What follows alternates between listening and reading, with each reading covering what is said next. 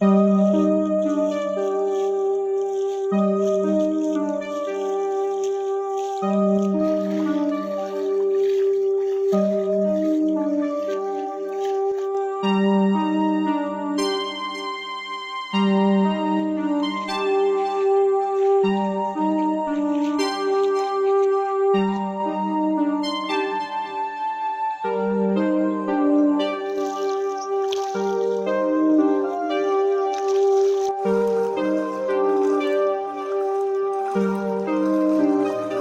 हैं, थोड़ा देखते हैं सारे। कोई बोलता है हमें पिछली बार वो पार्टी थी, इस बार हमें जिता के देखो, हम आपका कोई रास्ता बना देंगे, हम करेंगे, सब कुछ बनाएँगे आपका। बाद में जब जीत जाते हैं तो कोई हमें शक्ल तक नहीं दिखाता है अपनी। अगर उनको बोलो तो देखते ही नहीं है, पहचानते ही नहीं है कि आप कौन हो। और जब वोट लेने की बारी होती है तो घर के 8-8 चक्कर काटता है एक-एक आदमी भी। हमारे बच्चे अनपढ़ हैं इस वजह से। कोई यहाँ बीमार हो जाएगा, रात को किसी को दर्द उठेगी, कोई इंजेक्शन लगाने वाला नहीं है, छोटी-मोटी डिस्पेंसरी तक नहीं है। और आधे तो घर में ही दम तोड़ देते हैं, कोई रास्ते तक जाते-जाते कोई ही होगा, कोई हॉस्पिटल तक पहुँच पाता है। एक ऐसा गाँव है जहाँ पे किसी भी चीज़ की कोई सुविधा नहीं हो पा रही है। एक किसके कारण एक रास्ता, एक ये दरिया है जिसके कारण हम कुछ भी ऐसा कोई काम नहीं कर सकते हैं। तो आज हम जेके मीडिया के माध्यम से आपको बताएंगे कि ग्रामीण हलकों में कितना विकास हुआ है। मैं इस समय सांबा के गांव आमली में मौजूद हूं और ये आमली गांव सांबा हेडक्वार्टर से मात्र 10 किलोमीटर की दूरी पर है, लेकिन ऐसा लगता है कि इस गांव में पहुंचने के लिए मीलों लंबा सफर तय करना पड़ सकता है।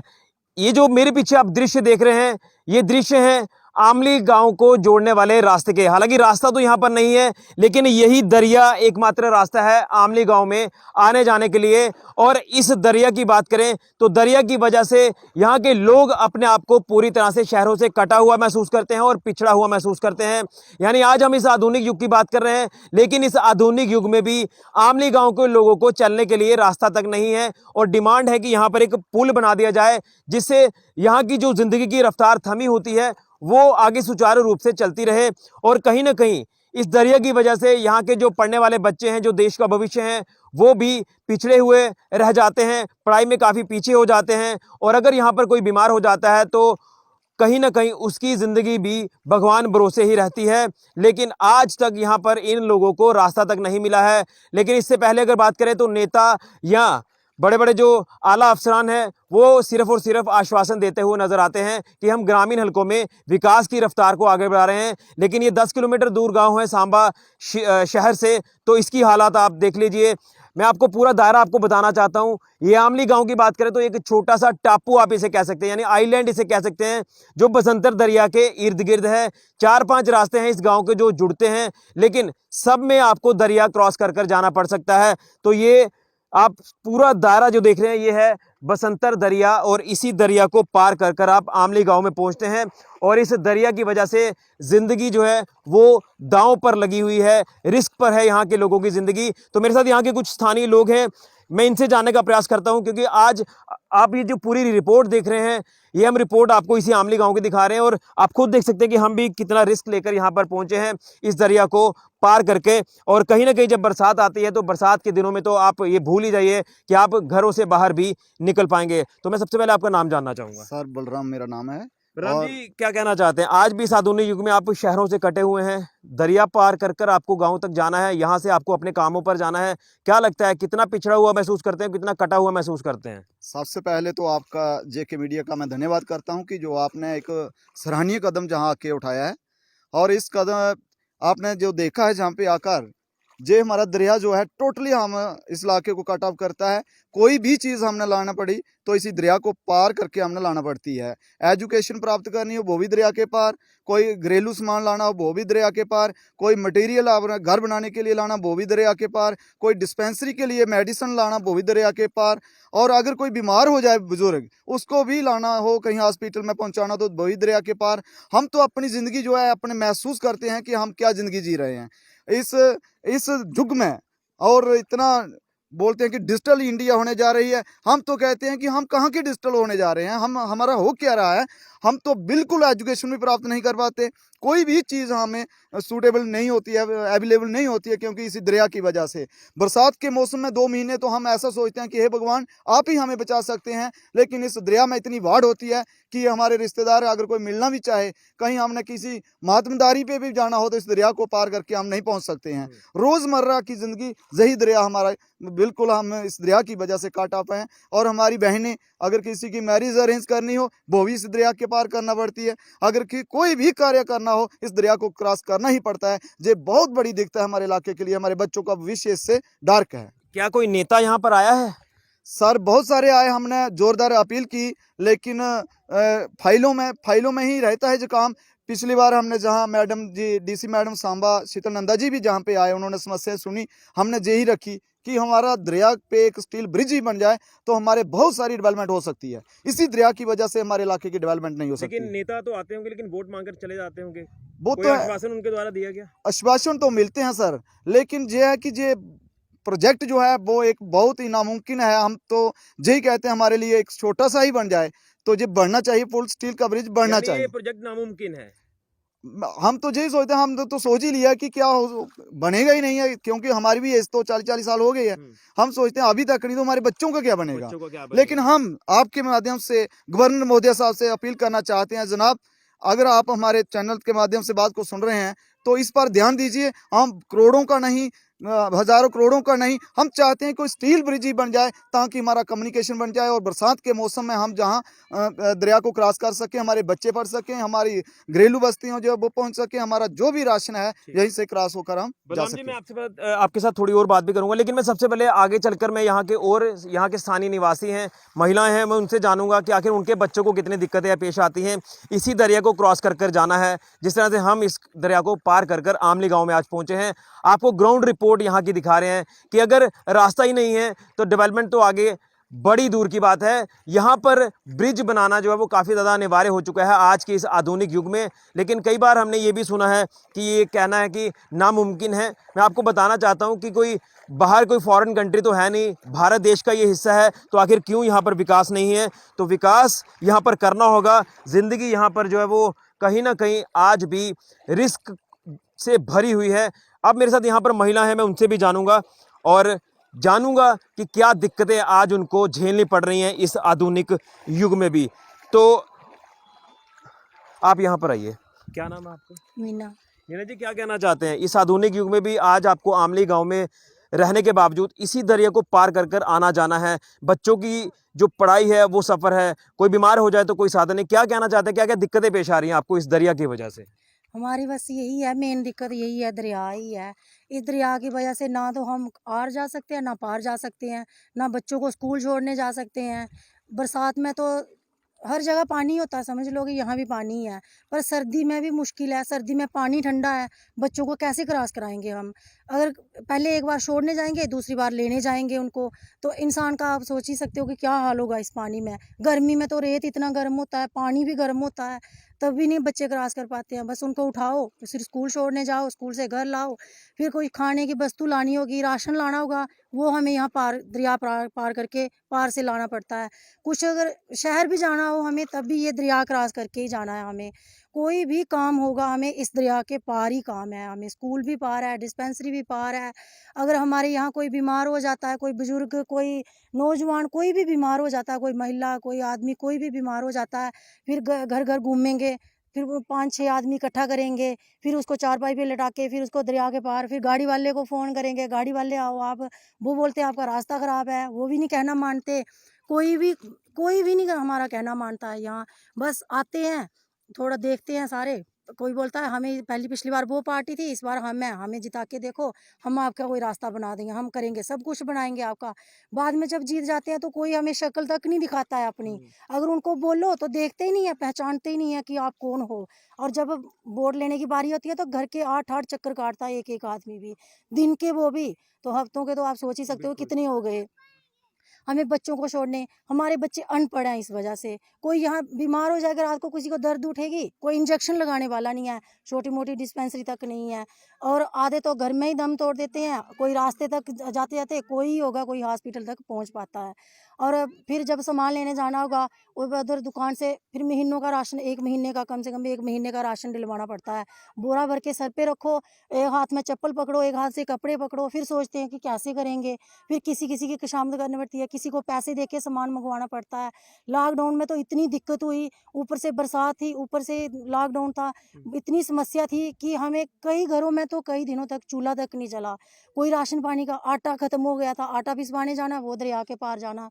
कोई भी हमारा काम होगा बस यही पार ही है। हमारे यहाँ गांव के ना, या हमारा एक ऐसा आमली गांव, एक ऐसा गांव है कि यहाँ कोई भी साधन नहीं है। हमारे यहाँ के लड़के लड़कियां भी कुंवारे ही हैं और कोई शादी करने नहीं आता, कोई लड़की नहीं देता यहाँ। और जिसके घर लड़कियां, उसको तो इतनी प्रॉब्लम है ना, वो तो आधा तो टेंशन से ही मर जाता है कि जब हमारी बेटियां बड़ी हो जाएंगी, ये तो ना पढ़ पाएंगी, इस रास्ते की वजह से पढ़ भी नहीं पाएंगे, बाद में इनसे शादी कौन करेगा, कैसे हम शादी करेंगे। अगर कोई लड़की की शादी करनी है तो इस दरिया के पार हमें अरेंजमेंट करना पड़ता है, उनको उनकी खुशामद, लड़के वालों की खुशामद करके कि हम पार कर देंगे अरेंजमेंट आपका, आप बारात लेके पार आ जाओ।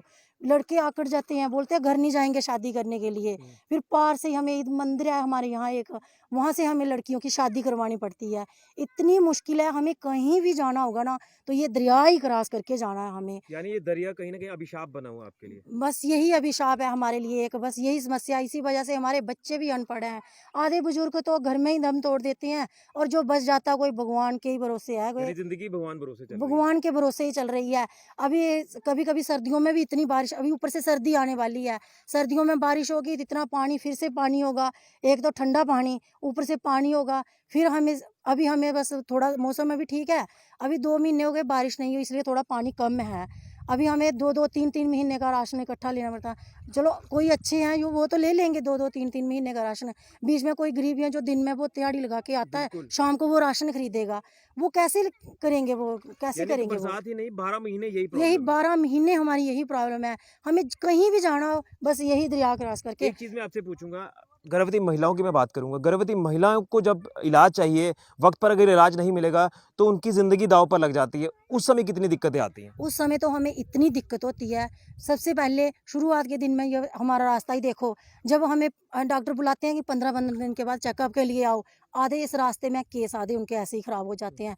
कोई रब के भरोसे, कोई उनकी मेहरबानी से कोई अगर 9 महीने तक पहुंच भी पाता है ना कोई, तो जब कोई बीमार होगा तो फिर किसी किसी को बुलाना पड़ेगा, किसी किसी का कोई रिश्तेदार होगा सांबा में, शहर में, तो उसको हम 2-3 महीने के लिए उधर छोड़ देंगे। सभी को तो है ही नहीं इधर रिश्तेदार, फिर क्या करना पड़ता है, आधे केस हमारे घर में ही ख़राब हो जाते हैं क्योंकि टाइम से उनको डॉक्टर नहीं मिल पाते, टाइम से उनकी डिलीवरी नहीं हो पाती, बीमार रहेंगे। ऊपर से अगर बरसात होगी तो फिर तो वो तो आधे औरतें भी मर जाएंगी और जो बच्चे हैं वो तो ऐसे ही यानी खत्म हो कटा जाएंगे। हुआ गांव है, बच्चों की पढ़ाई नहीं हो पा रही वक्त पर, ना किसी बीमार को इलाज मिल पाता है। हम किसी को भी नहीं, हर कोई हर हर तरह से बद से बदतर हालात हैं यहाँ के। बद से बदतर ही हालात हैं हमारे। हम तो ना, ऐसे समझ लीजिए कि कोई ना हम जीने में है ना कुछ मरने में है, हम ऐसे ही हैं बस। कहीं भी जाना हो हमारी मेन प्रॉब्लम यही है। हम आपके चैनल के माध्यम से, गवर्नर साहब से, एडमिनिस्ट्रेशन से यही अपील है हमारी कि हमें ज़्यादा कुछ नहीं, छोटा मोटा स्टील का ब्रिज ही दे दो हमें। एक आखिर में पूछूंगा आपसे कि आपकी शादी को कितने साल हो गए और कितनी बार यहाँ पर वोट मांगने के लिए नेता आए होंगे? 13 साल हो गए मेरी शादी हुए हुए, और आपको पता ही हर साल तो आते ही रहते हैं वोट मांगने के लिए। एक बार आते हैं, बोलते हैं इस बार, पिछली बार दूसरी पार्टी थी, उन्होंने आपका कुछ नहीं बनाया, इस बार हमें जिता के देखो, हम सब कुछ बनाएंगे, आपका रास्ता भी बन जाएगा, सब कुछ होगा। हमारा रास्ता देखो आप, ये तो छोड़ो, रास्ते ही देखो हमारे, बिल्कुल, बिल्कुल। है ही नहीं है, कुछ भी नहीं है यानी हमारे गाँव आपकी में। जो जिंदगी है वो आश्वासनों में ही कट रही है। आश्वासनों में भी बस, जब शादी हुई तो दिलासा देते हैं कि बन जाएगा, बस जी। 1-2 साल में बन जाएगा, और लेकिन अभी होते तक होते 15 साल हो गए, अभी तक तो बना नहीं, आधी जिंदगी तो हो गई। चलिए, अभी हमारे बच्चों का ही भविष्य देख लीजिए आप, बच्चों, हम तो, हमारा तो हो गया, पर बच्चों का ही लेकिन कुछ हो बच्चे जाए, बच्चे जो देश का भविष्य है उनका भी उनका कहीं भी ना हो कहीं जाए। जी। बाकी देखोगे वहाँ बच्चे देखते हैं, आजकल फ़ोन देखते हैं बच्चे, ऑनलाइन क्लासें चल रही हैं, फ़ोन देखते हैं, बोलते वहाँ कुछ ऐसे बच्चे ये कर रहे हैं, बच्चे वो कर रहे हैं। हम अपने बच्चों को कहीं बाहर आपके बच्चे पिछड़े हुए हैं। पिछड़े हुए हैं, कहीं बाहर जा नहीं सकते हमारे बच्चे। ठीक। अगर कोई स्कूल में कुछ होगा तो जब एग्ज़ाम होंगे तब भी हमारे बच्चे टाइम से स्कूल नहीं पहुँच पाते हैं। उधर से स्कूल से फ़ोन आ जाता है, पैसे तो हमें उधर उतने ही देने पड़ते हैं। स्कूल से फ़ोन आ जाता है कि आपके बच्चे स्कूल नहीं पहुँचे। कैसे पहुँचेंगे हमारे बच्चे स्कूल? ना सर्दी में पहुँच पाते हैं, ना गर्मी में पहुँच पाते हैं, ना बरसात में पहुँच यानी पाते हैं। दिक्कतें ही दिक्कतें। दिक्कतें 12 महीने। 12 बस हमारी यही अपील है ठीक। आपके चैनल के माध्यम से सभी से। और देखो मोदी साहब जी बोल रहे हैं कि डिजिटल इंडिया, कैसे बनेगा डिजिटल इंडिया? बिल्कुल। हमारे यहाँ तो कोई आने जाने का साधन नहीं है, डिजिटल इंडिया कहाँ से हुआ फिर? डिजिटल इंडिया कहाँ से होगा? तो ये साफ तौर पर सवालिया निशान खड़ा कर दिया है कि अगर इसी तरह से रहा तो डिजिटल इंडिया का नारा कब कामयाब होगा। एक और महिला है, मैं उनसे भी जानने का प्रयास करूंगा। क्या नाम है आपका? ज्योति। तो जी क्या कहना चाहते हैं? आपकी जिंदगी की रफ्तार जो वो कहीं ना कहीं थमी हुई है, खासतौर पर इस गांव में रहते हुए। हाँ, ये एक ऐसा गांव है जहाँ पे किसी भी चीज़ की कोई सुविधा नहीं हो पा रही है। एक किसके कारण एक रास्ता, एक ये दरिया है जिसके कारण हम कुछ भी ऐसा कोई काम नहीं कर सकते हैं। अगर देखा जाए तो बच्चों को स्कूल छोड़ना बहुत मुश्किल है। 12 महीने हमें यही प्रॉब्लम है, इस दरिए की है। अगर कोई खाने के लिए वस्तु लानी उसके लिए हमें ये प्रॉब्लम है। ना ही तो यहाँ पे कोई डिस्पेंसरी है, कोई बीमार हो जाएगा उसके लिए हमें इतनी दिक्कत है।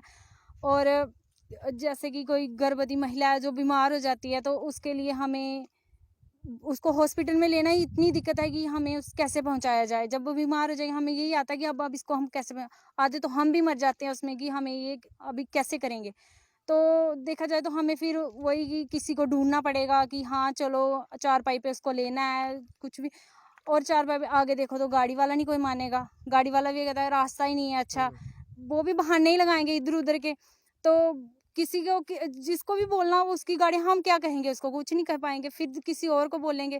तो हर एक समस्या के ये दरिया है, हमें ये कोई भी हल नहीं है इस दरिया के कारण। क्या अपील करना चाहते हैं? हम ये अपील करना चाहते हैं कि सर कोई ना कोई हमें थोड़ा सा छोटा मोटा पुल या स्टील कुछ ब्रिज कुछ भी मिल जाए, हम वो भी हमें बहुत अच्छा है। हम उस यही आपसे अपील करना चाहते हैं कि आप आपके चैनल के माध्यम से इस ब्रिज का कुछ ना कुछ बने कि हमें ये ब्रिज मिले थोड़ा बच्चों की। बिल्कुल, कहीं न कहीं बात यहीं पर आती है कि बच्चों का भविष्य जो है वो संवर जाए, उसी को लेकर ये अपील की जा रही है।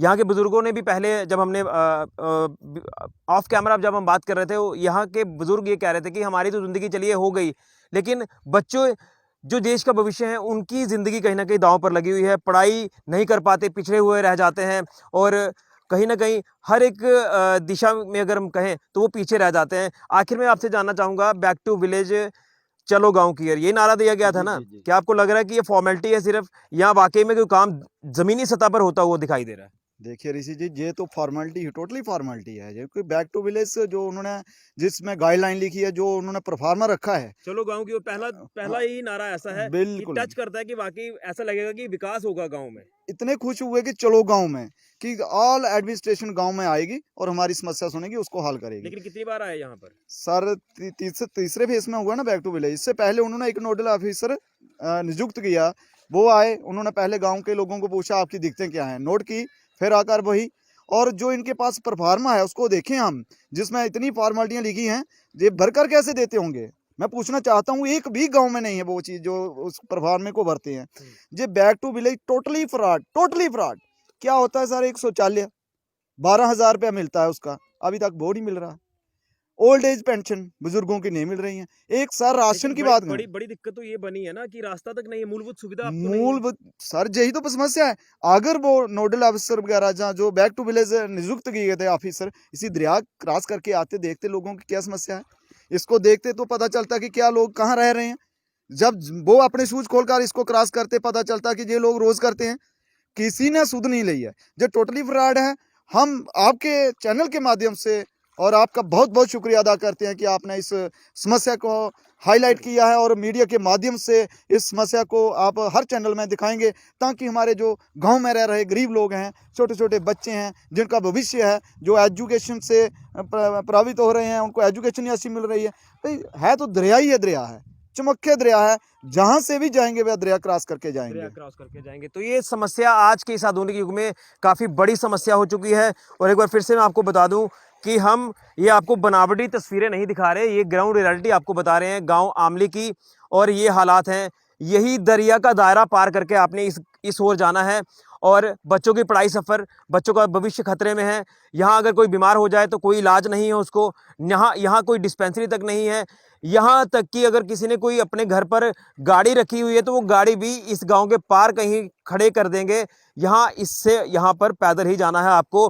बरसात हो, गर्मी हो, सर्दी हो, यही दरिया है, इसी दरिया को पार कर जाना है। ज़िंदगी दांव पर लगाकर जाना है। रिस्क से भरी हुई ज़िंदगी है और अभी तक इन गांव के लोगों के बारे में किसी ने नहीं सोचा। अगर सोचा भी होगा तो मात्र सिर्फ आश्वासनों में, और आश्वासनों के सहारे ही ये अपनी ज़िंदगी जी रहे हैं। कई बुजुर्गों ने कहा है कि वो उनकी उम्र भी हो चुकी है लेकिन अभी तक इस रास्ते का कोई हल नहीं हो रहा, और डिमांड, छोटी सी डिमांड है कि एक पुल यहाँ पर बना दिया जाए तो कम से कम इस दरिया के पानी से छुटकारा मिलेगा, जो रिस्क एक बना हुआ है। लेकिन करना किसने है? प्रशासनिक अधिकारियों ने। हम यहाँ की रिपोर्ट आपको बता सकते हैं, हम गुहार लगा सकते हैं, करना अधिकारियों ने है, नेताओं ने करना है, सरकारों ने करना है। लेकिन कहीं ना कहीं इस को लेकर मैं ये भी कहूँगा कि बैक टू विलेज का जो नारा है ये भी कहीं ना कहीं फेल साबित होता हुआ नजर आ रहा है, जिसकी टैगलाइन ही चलो गांव की ओर है। यहाँ पर तो कोई गांव में आया नहीं है तो फिर किस तरह से कहा जाएगा कि विकास हो रहा है ग्रामीण हलकों में? तो ये तस्वीर है गांव आमली की, जो कि एक आइलैंड है, टापू है,